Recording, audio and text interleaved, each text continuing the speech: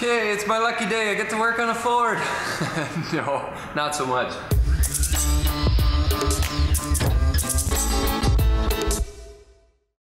Here we have a 2004 F150 with, the owner actually told me that it's sitting on a 250 platform, but it's actually a 150, so probably something along the lines of the GM 1500 heavy duties where they had the heavier axles. This one actually has 7 bolts on the rim, which I find is odd. Good truck. They sell a lot of them. Overall, they've had a few issues with the engines. This one has a 5.4 Triton in it. Ford used the Triton from 97 to 2010 and changed a few things along the way, going from 2 valves to 3 valves to 4, and different variations of the Tritons with superchargers and the Mustangs and the Lightnings and stuff. Biggest issue you'll see when you Google 5.4 Triton is spark plug issues, and if you stay on top of it, it's fine. Not a big problem, but if you buy a used truck, you have no idea what the previous owner did. And in the earlier Tritons, they only had 2-3 threads holding the spark plugs in. And you're driving along and out comes the spark plug hitting the hood, and depending on what shop at the time, they probably wanted to pull the head off, and I probably would have recommended it at the time because you had to helicoil it, and you risk getting those shavings down into the cylinder and having premature failure on your cylinders. They came out with better tools later, cameras, vacuums to go in the hole and make sure that everything's clean. There's techs driving around just helicoiling Tritons. That's what their main job is. It's that common of a problem. Later on, they decided to put way too many threads on there. They had a steel plug in an aluminum head, and they would rust together or oxidize together. And they also used this crappy 2-piece spark plug that would break in half when you try to break it loose. So the fix to this is to put a little bit of anti-seize around the threads. The problem is the anti-seize is a film that goes in between the two metals so that it doesn't rust or contact. And if you put too much on there, these spark plugs range from anywhere from $25 to $30, and probably more if you go to Ford. And if you put too much never sees on there, it doesn't make good ground, and you've got the spark efficiency of a 50-cent offshore piece of junk. So I'm a little disappointed at Ford that after 120 years of making engines and cars, they still don't know how to properly put a spark plug in an engine. I think when they actually got it right by putting a helicoil in an aluminum head, I believe they figured out that, well, this engine's pretty decent now, let's stop making it and come up with something new. Let's try a twin turbo V6. Hope it works for them. These Tritons also had manifold issues where manifolds just rot, you get a hole in it, the gaskets don't work, anywhere between, I've seen them go at 20,000 K, I've seen them go any time after that. Generally it's right out of warranty, and not good when your parts supplier has like 4 or 5 manifolds on the shelf because they sell that many of them. They use these tiny little studs that like to snap when you take the manifolds off. It's a big giant pain in the ass. You got a steel stud and aluminum head. Now you're trying to drill the stud out, you're drilling into the aluminum, it becomes a big mess. Yeah. On top of that, they also have roller rockers. In 2004 they came out with the 3 valve, this 2 intakes, 1 exhaust, and very efficient engine. Puts out about 300 horse and about 360 foot-pounds of torque, something to that I believe. The roller rockers are a nice addition too if they last, but you also run into this where the rockers like to snap. What happens then is your valves hit the pistons and starts off with a little tick, and then a loud tick, and then a big bang, and that is it. Catastrophic failure. Throw away your engine. My engine rebuilder won't even rebuild them anymore.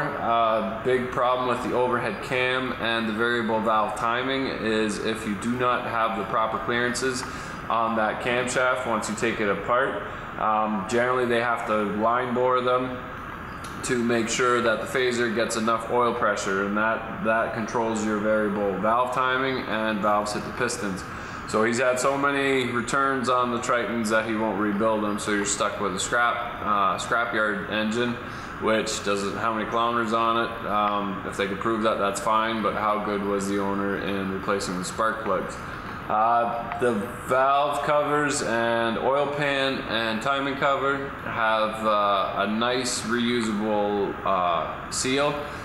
Very nice to work with. I found that out because the engine that this customer bought for this truck, when it was delivered, fell off the back of the truck. It was a lady driving it without a power lift gate, and the owner wasn't home. It was only his wife. Between the two of them, while unloading it, it fell and it smashed the valve cover. Now it's an aluminum valve cover cast, and the pieces cracked. I had to pull the valve cover off and the timing cover off and the oil pan off to get the little pieces out. So a lot more work that way. But because the gaskets were reusable, that saved them a little bit. Luckily, the previous owner of this engine did put never sees on the plugs, so the plugs came out easy. When we took the manifolds off, because this project started about a year ago, there was a squirrel living in the exhaust, leaving some nuts behind, so we had to pull those plugs anyway, and I would have regardless to see what shape they were in. That's not good. These plugs were brand new. They came out nice and easy, so that was wonderful. We put our camera down in there to make sure that there was nothing in the pistons before we turned it over. Just added up to a little bit more time, that's all. We're gonna yank this engine out, see how difficult that is. I'm pretty sure that if I get $1 for every time I swear, I can pay off most of my mortgage. I know I harp on Ford a lot, but even just looking at the rads, I know the GM's got a nice little plate that holds the rad on top. You take 2 bolts out on each side, you take the top mount off, you can pull your rad right out. This is a one piece, so we gotta leave the rad in, which makes it a lot bigger pain to get the engine in and over. Little issues like that bother me a little bit, but we're gonna crack those valve or start with taking the torque converter bolts out, and the head and everything's already disassembled. All the pieces were in the back of the truck, so we've assembled the whole engine. I think we got everything was marked nicely, so here we go. So this is a 5.4 that is going to go into the F150. It came from Wreckers, and I don't know much about it.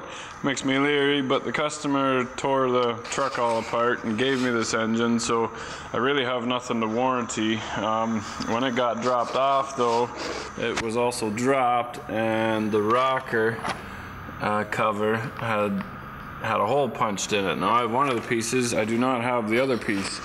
So I had to pull the valve cover off to take a look and see if it was in the valve cover. It was not, so we had to pull the timing cover off and the oil pan off to see if the pieces are in there, and they're not, so I feel comfortable with that. Now I had to pull the exhaust manifolds off. They're always an issue, and studs always break, so we got new manifolds for it. Common problem with these.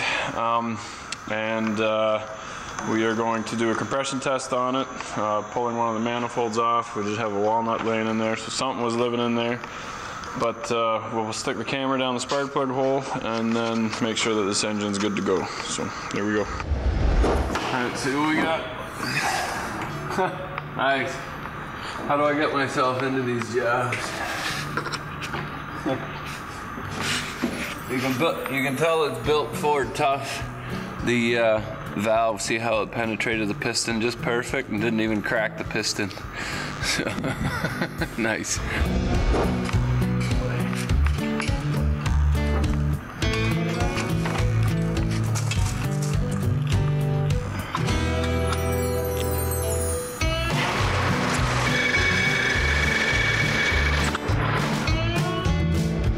Taking the engine out is actually pretty straightforward as long as you take that intake off. It's just a row of bolts on either side. Once you have the intake out of the way, you can actually see the 2 bolts on the top of the bell housing there. It's pretty well next to impossible to get to them from underneath. When you're taking it out and putting it back in again, just leave that intake right out of the whole picture. Very large engine, this Triton, width-wise and height-wise. So just getting rid of that intake gives you the room that you need. So put everything together and the stupid truck wouldn't run. So scratching my head trying to figure out what it is. You can see the light on the dash there's blinking and goes off. So it's not the theft. There's no theft light on the dash. I can hear fuel pressure going, so I'm getting fuel. So it had to be something to do with spark. So it's not the sensor behind the tire there or the fuel relay or whatever the stupid thing is in the back.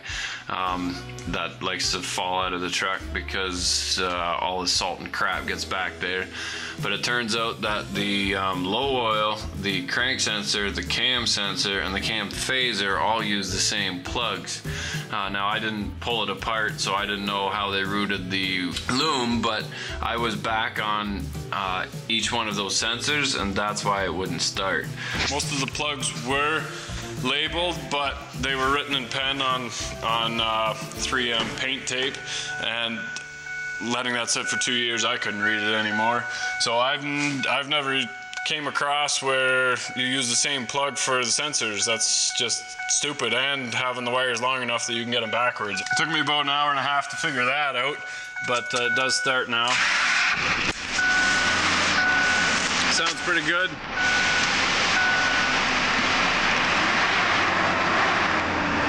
So we'll take it for a little drive. It's been a while since this has been on the road. So you make sure that the brakes are working right. Sounds good, no exhaust leaks. I'm happy about that. Yeah, and we'll do a final thought during the drive and see what I think. So, here we go. So the F150 test drive. This is actually 2 months after I actually put the engine in, if you're wondering why this sort of fits in somewhere. But I said I was going to take it for a test drive.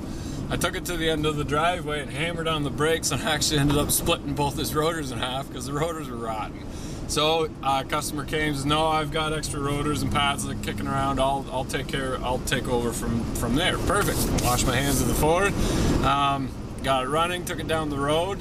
Ran perfect at an idle and at lower RPMs, but then as soon as you went under load or high RPM, it would start pinging and knocking like crazy. So no codes, brought it to another shop who's got better scan tool than I do, and no codes, couldn't figure it out. Well, before that, he almost made it there and dropped the hanger bearing in the drive shaft. So that sucks because Ford wants $1,800 for a hanger bearing because it comes with the rest of the drive shaft, and they won't let you just replace the hanger bearing. So if that happens, I have heard of shops that will replace the hanger bearing, but they're few and far between. My Niagara drive line says you're screwed.